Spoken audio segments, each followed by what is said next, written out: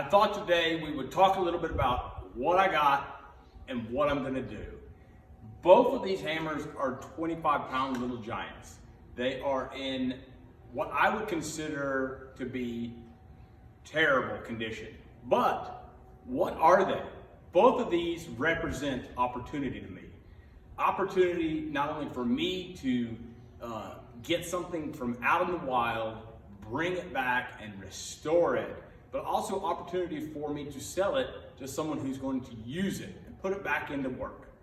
Both of these hammers came from Jack Crane. Jack Crane was a famous knife maker. His very first, most epic journey started with Arnold Schwarzenegger when he made the LS-1 survival knife in the movie Commando. He did Predator 1 and 2, Die Hard 1 and 2, and the entire 22 episode series of War of the World. So the guy was very established. I asked his wife what was the deal with these hammers, because they were sitting outside in a thicket of Mustang grapes, which, if you don't know what Mustang grapes are, they are the most delicious, slightly tannic and have slightly spicy finish grape that grows in the wild that a lot of people make jelly with, muscadine wine with, and these hammers were encapsulated, if you will, in these vines of Mustang grapes. So I asked her why they were just sitting outside in these grapes.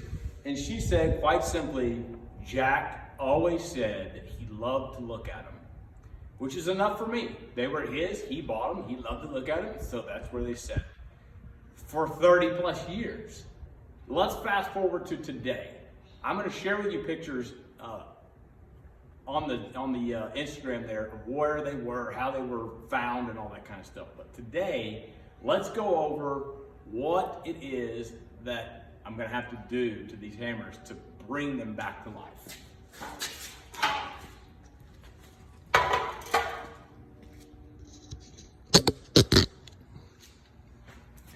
Let's start with this one. When you're buying a hammer, it's crucial that you find every part or piece that is at the place where you're buying them that may not be attached to the hammer but may go with the hammer, okay? That said, when I was looking at this hammer, it was in the weeds in the Mustang grapes, and the bearing caps right here, there's two of them, were not with the hammer.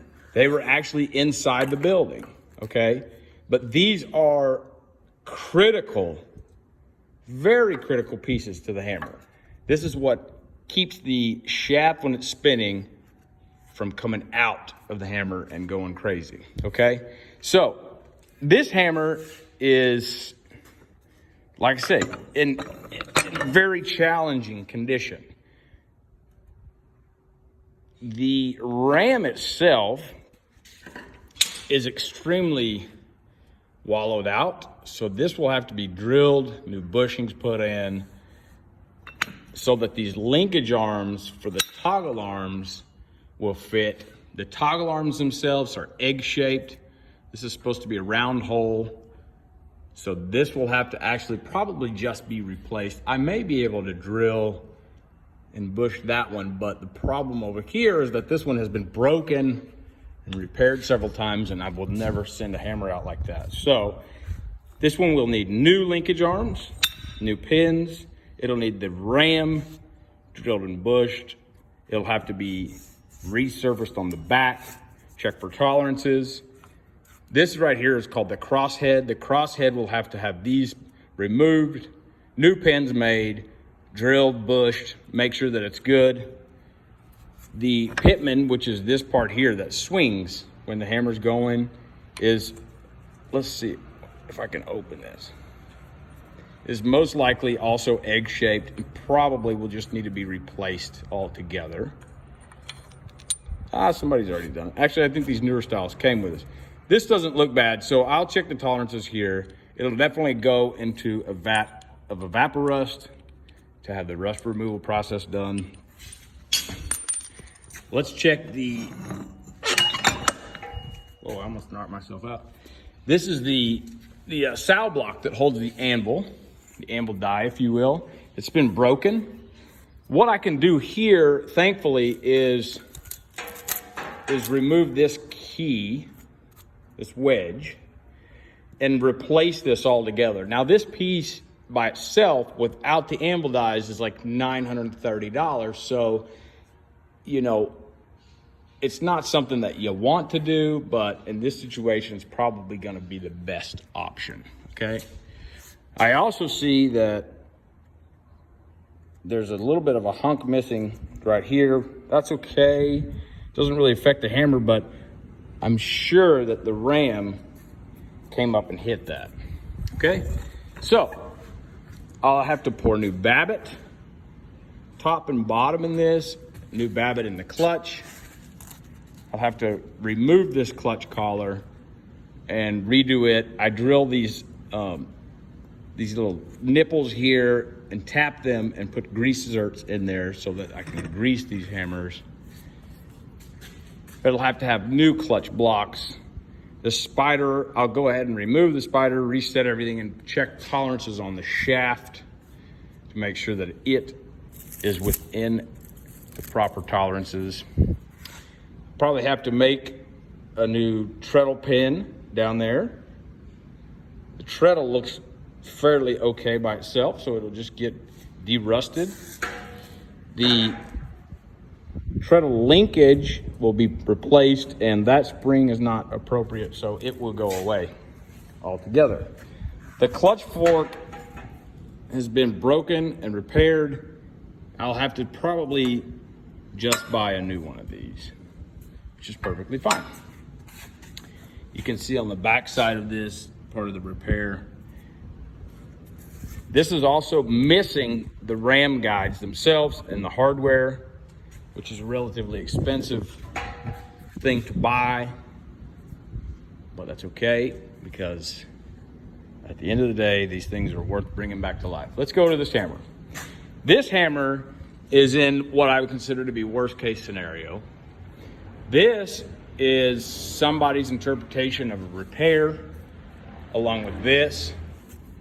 You can see how they've drilled this frame and put these rods through there, probably heated them up, beat them around, and then welded them. I'm pretty confident that I can do the same thing here. Cut this, remove this key, the wedge, and then cut all this away, remove this sow block, and start with a brand new fresh one. Okay, same thing over here. These toggle arms both are in terrible condition and will just need to be replaced. You can see the play on this pitman. This will all have to be replaced. The crosshead can probably survive drilling and tapping, or drilling and bushing and putting new bushings in there, new pins. But you can see somebody beat the fire out of it here, and that's to adjust the stroke, if you will. The clutch on this one, so this one is a rear clutch, very desirable. This one is a center clutch, which can transition into a rear clutch just by changing the shaft and putting everything in the back here, which I will do because this setup is not very grandiose. Okay, so we've covered that. I'll have to get a lot of new hardware for this one. However, I did find this box that had the RAM in it, but when I started examining the RAM, I noticed that it had been cracked. This is not something that is a preferable repair. Okay, so this is a replace. This is a replace. And when you look on the back, you can say that these pins that hold the linkage arms in are rather wallowed out. Okay, so that's a no-go.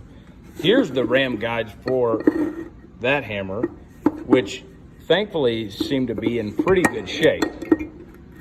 So I'll clean those up and most definitely use those. Here's the bearing caps for the second hammer. They're both in good shape. Clutch collar, spring, this will be replaced. The clutch collar is good on this one. So I'll just do the same thing, drill and tap that, put a grease hurt in there. This is the spring cap. This is what allows you to adjust the tension on the spring. It goes there. So that's good. These are the linkage pins. These are just completely trash. You can see that they're worn out also. And then this is somebody's idea of Babbitt replacement, which is brass or bronze bushings that they made to fit inside these bearing caps like that, which is absolute just junk. I tried that one time and it cost me dearly, meaning that I had to, or I didn't have to, but I just sent the customer a second hammer as a replacement. So folks, remember, what we got here is opportunity, a great opportunity to save something historic, get it back into action, and get it into somebody's hands that will use it to make their creations, and that makes me happy.